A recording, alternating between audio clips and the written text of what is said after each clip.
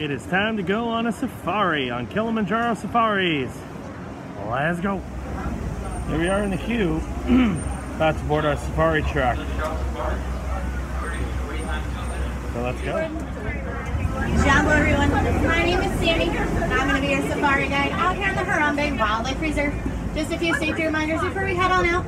Make sure you guys stay seated for me at all times. This does include small children, so if you have any little ones, I recommend either putting them on your lap or on one of the outside seats that is where they see best. Please do not hold them up in the air like Simba at any point during our journey. Also make sure to keep your hands, arms, feet, and legs inside the truck. We will be driving through some rough brush, and some of these bushes do have sharp thorns. Now, is this anyone's first time on Kilimanjaro Safaris? I got a couple in the back there. Well, even if it's your first or your 30th, no two safaris are ever the same. The animals definitely make sure of that. And if everyone takes a look above your heads, you'll find an animal spotting guide to help you. Now, we may not necessarily see all those animals out here today, but we do normally have pretty good luck. May even see some animals that aren't even on that animal spotting guide. And if you guys plan on taking pictures, which I totally recommend, I'd have those cameras at an action or a sports setting. We're unfortunately unable to stop for all the animals today, but we will go pulley, which is as slow as we possibly can. But when I do stop, it's only for a few moments. Just once again, make sure you guys stay fully seated for me, and everything will be fine.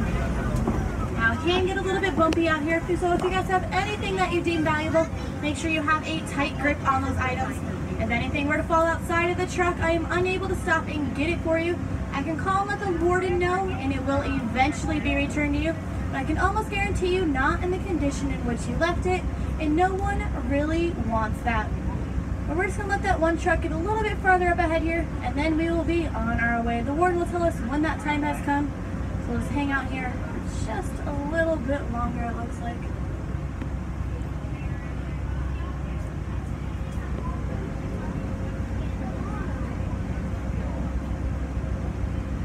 Guys, looks like we're ready. So twin deck, that does mean let's go. Now we're gonna start our journey today in the Little Atiri Forest. And the key word here is forest. The animals that live here do like to blend into their surroundings, so sometimes they're a little bit harder to see, but we're gonna give it a try anyway, because that is what we do here. We're gonna start here on the right hand side. We do have a brown antelope with a black and white stripe pattern on its legs. That there is an okapi. Now, it's because of that black and white stripe pattern that many people believe they're related to the zebra. However, they're actually the only known living relative of the giraffe. Also there on the right-hand side, a little bit in that lower right-hand corner, there is a yellow-backed diker. Now, they do get their name from that little yellow patch that you can find there on their backs. Now, both are very shy and timid creatures. The okapi is so shy, they were actually not discovered by the Western world until 1901. Now, as we make our way throughout the reserve today, we're going to be checking out all the bushes. Every now and then we can find a head poking on up, a little bit scary at times. I'm not going to lie to you guys, but sometimes that is how we find these animals. Now, I'm not seeing down here by the water hole at this exact moment in time. No need to worry, guys. It's only the first minute or so into our safari. We still have lots of area to explore. I actually have found a couple animals on either side of our truck coming up. We'll start here on the right-hand side first. We have this taller tan antelope that's just kind of hiding out here behind these bamboo. These are a few greater kudu. They are the second tallest antelope in the world, and they stand just under 6 feet tall. Now, these are all females, and you can tell by the simple fact that they do not have horns on their head. Only the male greater kudus are known to have those horns. Also here on the left-hand side, we have some reddish-orange antelope. These are a few bongos, and they do get their name. They are given the nickname the ghosts of the forest. Now, their horns do go on a backward slant, and that's so they can run into the bushes super quick and disappear within seconds. That's actually how they got that nickname of the ghost. We're gonna head on out of the forest there, and we're gonna make our way on over to the Saukri River, see what we can find around there right now.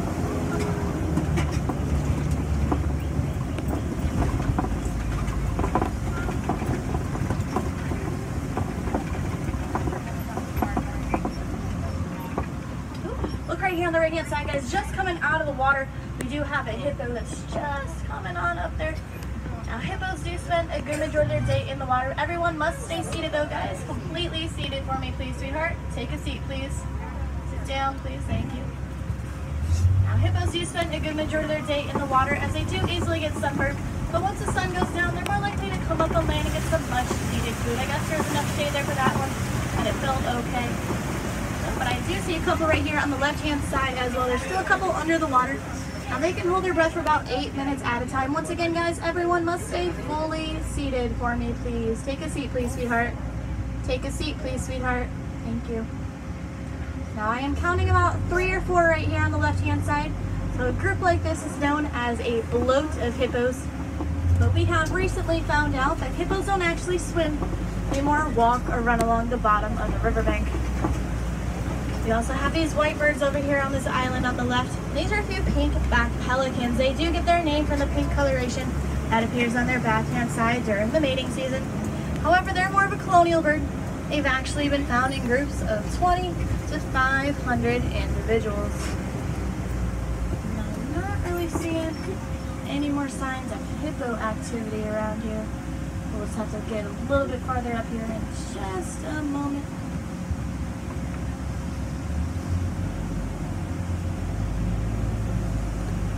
Ooh, guys, we got some very large Nile crocodiles here on the left-hand side. Now, these crocodiles can easily reach lengths about 18 to 20 feet long, which is the same length as a giraffe is tall. But if they stay completely still in the water, they can hold their breath for about 2 hours at a time, and they do have a jaw pressure of 2,000 pounds per square inch. Now, shockingly enough, the Nile crocodile is actually not the most dangerous animal in all of Africa. That title has actually been given to the hippo. There are more hippo accidents than any other animal on that entire continent. So we're going to start making our way on over towards the savannah. It's typically where we can find some of the more popular animals. Hopefully they're pretty active, migrating out through the area. That way you guys can get some really good photos. We're just going to make one quick little pass by this very large tree coming up here on the right-hand side. This is a baobab tree. It's nicknamed the upside down tree, and they do go leafless 9 months out of the year and hold all the water that they need in those trunks of theirs. But this spot right here, this is actually my favorite spot in the entire reserve. It's an absolutely beautiful view. Now the savannah can just go on for miles on end. Got a couple animals down here waiting for us, so we are definitely in the right place at the right time. Now the savannah is molded by the animals that live here. The elephants come on through, knocking down any dead trees. They're the bulldozers.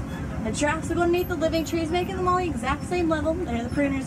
As the antelope migrate on through, they do actually mow the grass, so everything is just pretty much taken care of by the animals, for the animals.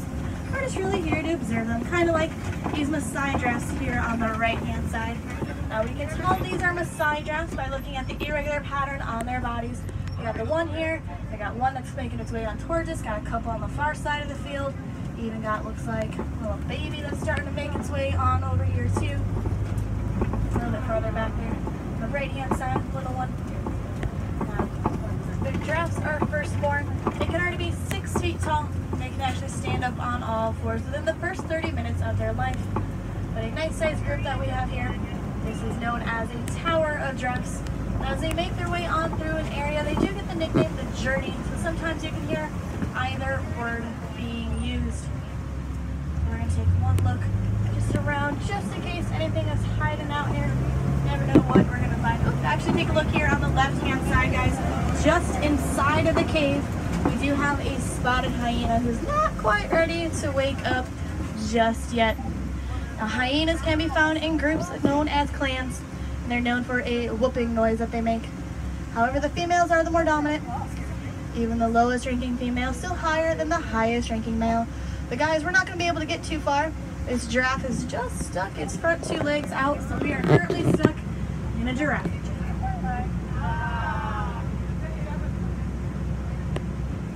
Can we go all the way? And perfect.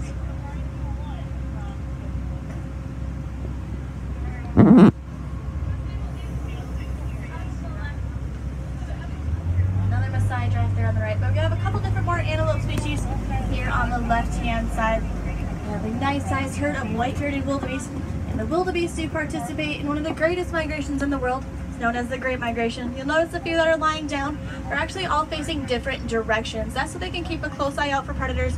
They have all sides covered that way. It's a very smart technique. A little bit farther back, the brown antelope. Those are a few sable antelope.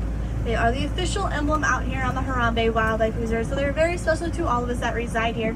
And as they grow in age, their horns do start to curve back over their shoulders, and that keeps the predators from jumping on their backs when they're not looking. Also coming across these really tall mounds here on either side. These are termite mounds. They're as hard as concrete.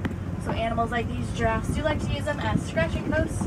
Eventually they'll get worn down like that smaller one there on the right hand side, and little antelope will use them as lookout posts. Let's see, we might get stuck in another giraffe jam here. We'll see how this goes. Looks like it's just kind of following that truck around. But we do have another antelope species here on the left, a little bit taller tan, guys. Those are a few Patterson's eland.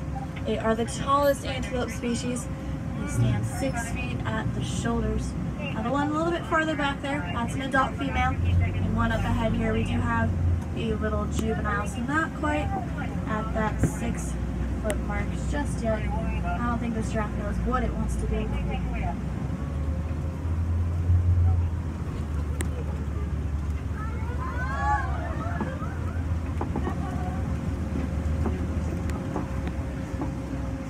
We're gonna get a little bit closer to these babies coming up ahead here, but there is another giraffe that is leading all of our trucks way up front there.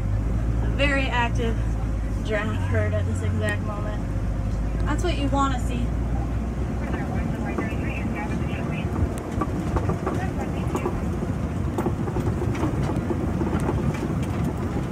So a nice view of one of the babies here on the right hand side.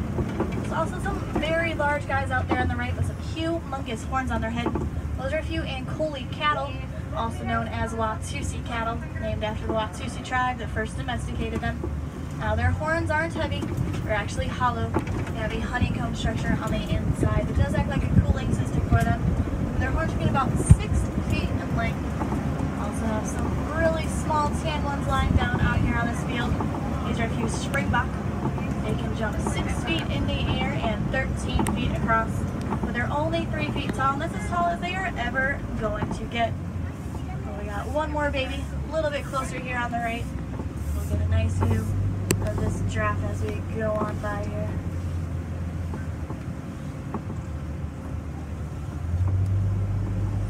Get some tall.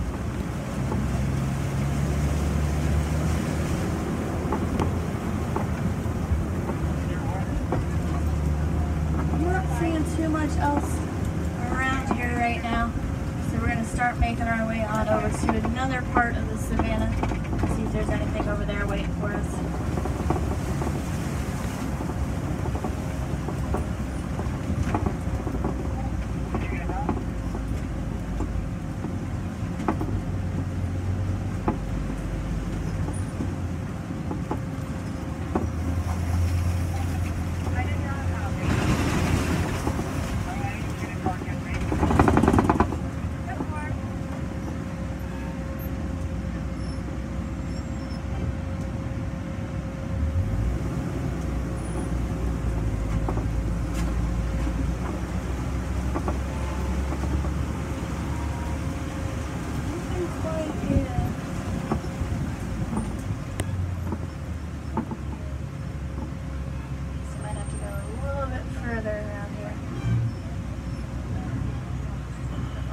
Backup.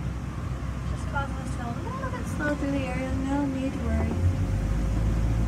Should be able to find something else around.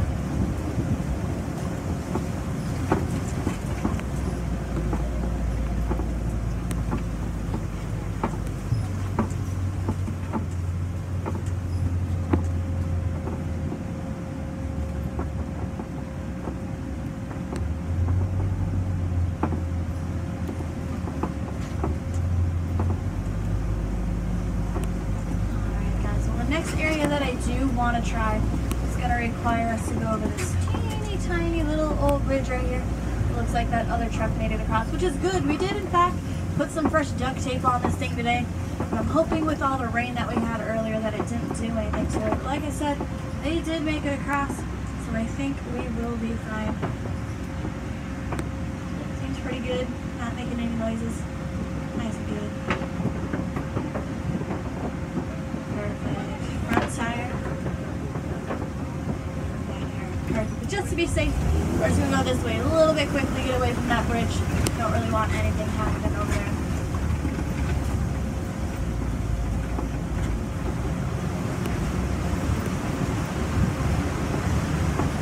Looks like we do have some Tuscar stands and footprints here in this clip. It's a really good sign of elephant activity. Oop, there's one just walking away there on the left-hand side. We may or may not be able to catch up. Elephants actually have those very large ears on their head, like we all know. It gives them very sensitive hearing. They can actually hear up to a mile away. So they always know that we're coming before we ever have a chance to see them. It can be good or bad. There goes a little juvenile into the pack. Sometimes if those elephants do not like what they're hearing, they are known to just move on out of an area. It's happened on more than one occasion. They seem very determined right now to get wherever they are going. But every now and then you can see that one there, it's flapping its ears. It's actually a cooling technique that elephants use. It acts like their own personal air conditioning. So with us being able to spot 2 elephants right there, that's a herd setting, typically adult females and any type of young they may have, typically under the age of 15. When males turn about 15 years old is typically when they go on to become solitary animals. The females will stay together with their families their entire life.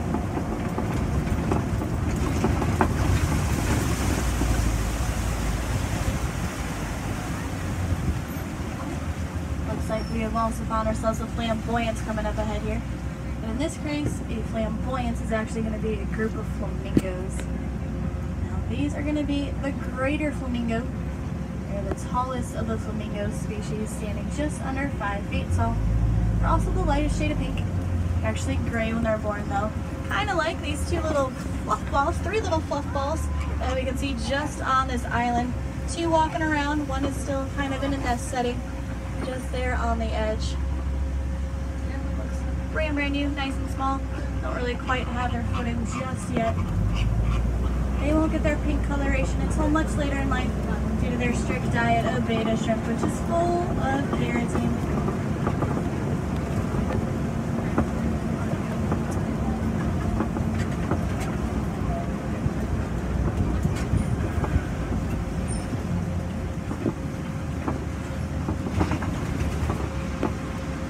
Like the wardens were able to stop some poachers that made their way out of the reserve, try to get some of these elephant tusks and rhino horns back. Unfortunately, poaching is still the #1 leading cause of population decline for both those species. We're really trying to stop that if we can. It's not an easy battle to win though. It does seem like it's absolutely never ending. Looks like a couple of the animals have made themselves a little mud wallow there on the left hand side. It's another way they cool themselves down. It can also work as a sunscreen. Anything just now. It is a little bit cooler. The rain did help a little bit, but we might just have to keep our eye out in case we find anything muddy hanging around.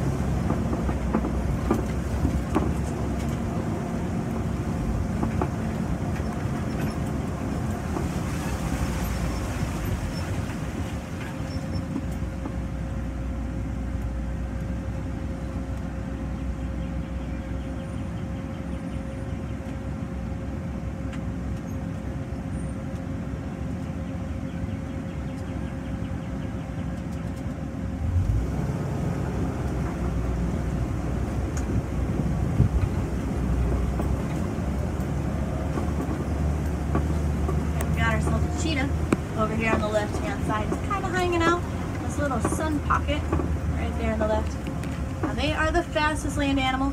They can reach speeds about 65 to 70 miles an hour. There is a second one way in the lower left hand corner. You can just see its head right now. They're more of a daytime predator. They really only weigh about 100 pounds or so. So they like to stay away from their larger cousins that are more active during the evening hours. Also looks like we got another antelope species coming up ahead here on the left hand side, brown in color. And there are a few waterbuck. As their name suggests, they do spend a good majority of their time down by the water. So their skin is actually created an oil that makes their fur waterproof. But look right up on top of the second highest rock up here, guys. Got a very nice sized male lion way up top there, doing what all lions do best, and that is sleeping the day away.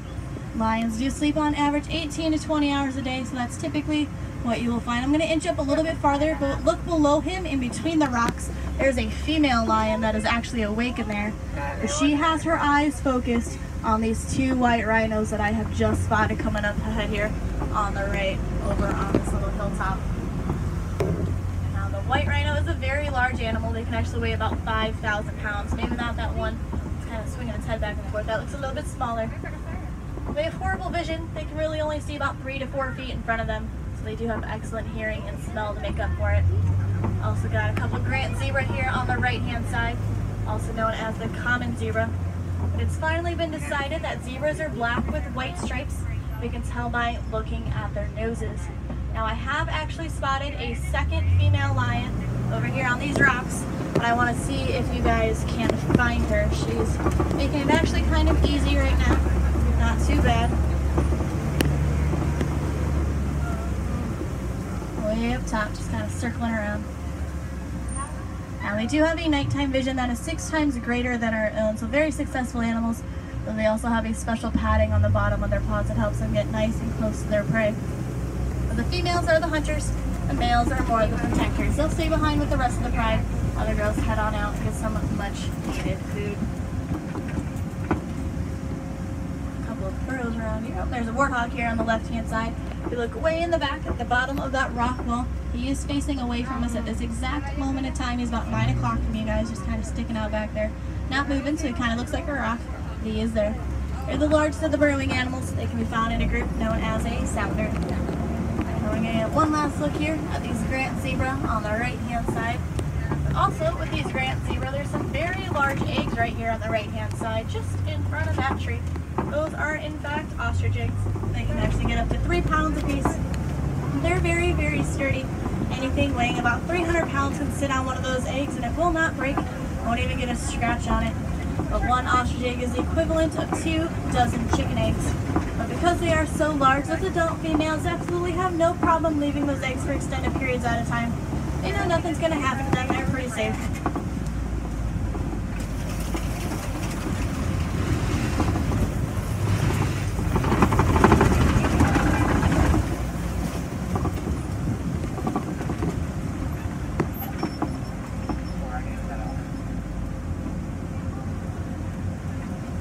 Another antelope species here on the right hand side. We have a scimitar horned oryx. It's a desert antelope that can actually go 9 months without a single drop of water. They get all the water that they need from the food that they eat. They actually don't even start sweating until they reach an internal body temperature of about 115 degrees Fahrenheit. Also those 2 white birds there on the right, those are a few yellow-billed storks. They are a carnivorous bird. They prey mainly on smaller birds, frogs, fish, snakes. They do have a wingspan of about 5 feet across.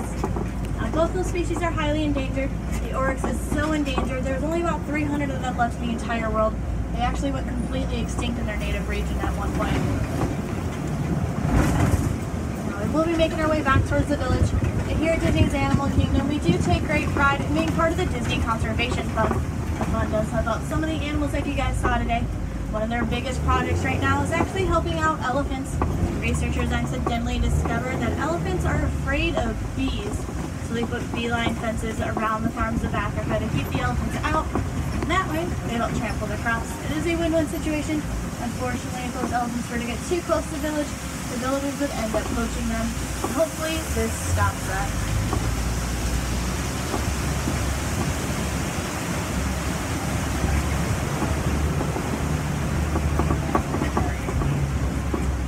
If you guys would like to see some more animals while you're still here in Harambe, be sure to head on over to the Gorilla Falls Exploration Trail. That is the only place in the park where you can find western Malay gorillas. There's a couple more zebras, underwater hippo viewing area. A little bit of everything is over there on that trail. It's going to be just up the hill when I drop you guys off, next to our stroller parking area on the right hand side. But if I have any wilderness explorers on board, you're on the Simba 1. It'll be on page 13 of your guidebook. You'll be able to stop at the building coming up on your right hand side, pick up your safari badge as well as your African culture badge. If you guys want to go sit somewhere and relax a little bit, get some air conditioning, head on over to Festival of the Lion King right here in Harambe Village. That show has been voted one of the best shows here on Disney property by you, our Disney guests. And that show is every hour on the hour, with the last show at 8 o'clock this evening. If you're going to stick around into the evening hours, a couple different options you can do. You can go check out Rivers of Light, our brand new nighttime spectacular. There are 2 showings, one at 9:15 and one at 10:30. If you have a fast pass, you'll head on over towards Expedition Everest in Asia. If you do not, you'll be making your way on over towards Dino Mats for standby. and for dining package. If you're going for standby, I recommend getting there about 30 minutes early. The show does tend to fill up quickly, so you guys want to make sure that you have a seat for that. Also, you can check out the bioluminescent forest of Pandora. Completely different experience at night than it is during the day. So highly recommend that as well. Wait times do tend to go down at night over there. So that's another thing to consider.